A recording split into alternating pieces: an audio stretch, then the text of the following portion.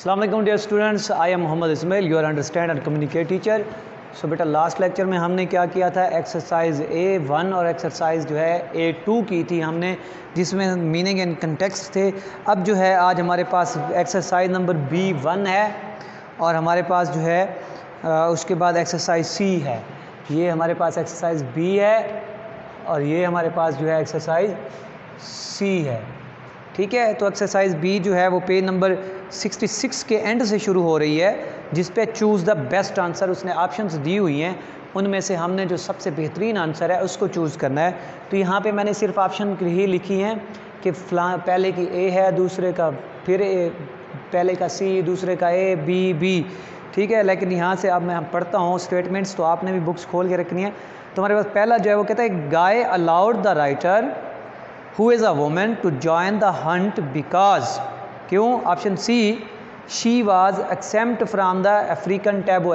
Option C जो है वो ठीक है, क्योंकि वो औरत जो थी वो क्या थी, अफ्रीका के जो रीति रिवाज थी उससे आज़ाद थी, इसलिए गाय ने जो है ये सोचा कि अफ्रीकन नहीं है, इसलिए मैं उसको जो है अपने साथ ले जाता हूँ शिकार पर। दूसरा है, why did they stop before the forest, कि वो जंगल से पहले क्यों रुके। तो उसका ऑप्शन ए जो है वो राइट आंसर है, आपने टिक कर देना है। They saw the tracks of an antelope, के उन्हें एक बारहसिंगे के जो है वो कदमों के निशान मिल गए थे, इसीलिए वो वहाँ पर रुक गए कि इसका पीछा करते हैं।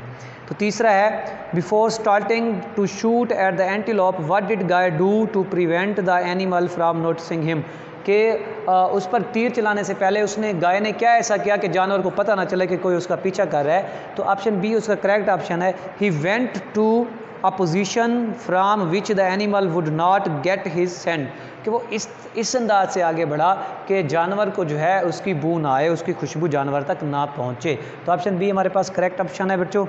उसके बाद चौथा है हमारे पास, which of these statements about the Bushman is false, कि ये इसमें कौन सी स्टेटमेंट जो है शिकारियों के बारे में गलत है।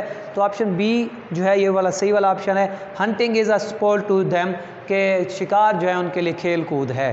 तो ये जो ऑप्शन है ये ठीक है। उसके बाद बेटा एक्सरसाइज नंबर C पे आ जाओ, ये भी पेज नंबर 67 पे है। आंसर दीज क्वेश्चन, के आपने क्या है सवालों के जवाब देने हैं। तो हमारे पास पहला सवाल है, how many people were in the Hunt. ठीक है, तो उसमें क्या है, कितने लोग मौजूद थे शिकार पर।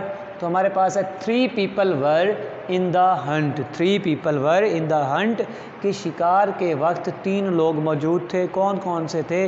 गाय, this women and his brother. ठीक है, और उसके बाद हमारे पास दूसरा सवाल है, describe in your own words how the Hunter approached his query, कि अपने अल्फाज में बताएं कि शिकारी जो है वो अपने शिकार तक कैसे पहुंचा। तो हमारे पास है, on watching the tracks of the gemsbok, के उस हिरन के या बारहसिंगा के जो कदमों के निशान हैं उनको देखने के बाद, वो देखते हुए, द हंटर इमीडिएटली, के शिकारी जल्द ही, स्टार्टेड अ चेज, तो उसने उसके पीछे भागना शुरू कर दिया। उसके कदमों के निशान देखे तो उस कदमों के निशानों की तरफ भागना शुरू कर दिया। ही वेटेड साइलेंटली, वो खामोशी से रुका रहा। एंड मोशनलेस, और बेहिस्सो हरकत खड़ा रहा। विद हिज बो, अपने कमान के साथ। And arrow ready to shoot, अपने तीर और कमान के साथ वो झुका रहा, छुप के खड़ा रहा और बगैर किसी हरकत के खड़ा रहा, अपने तीर और कमान लेकर के वो क्या करे, उस पर निशाना बांध सके। तो तीसरा सवाल है बेटे, what happened when Guy fired the first shot. ठीक है, कि जब उसने पहला तीर मारा तो क्या हुआ। When Guy fired the first shots the gemsbok heaved a great snort and started to run, कि जब उसने पहला तीर चलाया तो उसके नथनों से गरगराने की आवाज़ आई और उसके बाद जो है उसने भागना शुरू कर दिया। फिर उससे आगे क्या हुआ कि गाय भी उसके पीछे मुख्तलिफ डायरेक्शन में भागता रहा। उसने दूसरा तीर भी मारा और फिर ये तीनों जो हैं ये वापस आ गए। वो आपने लेसन पढ़ा हुआ है, आपको बात समझ में आ गई होगी। तो बेटा अगर इसमें कोई मसला है, कोई परेशानी है, तो आप मुझसे भी रब्ता कर सकते हैं, आप अपने सब्जेक्ट टीचर से भी रब्ता कर सकते हैं।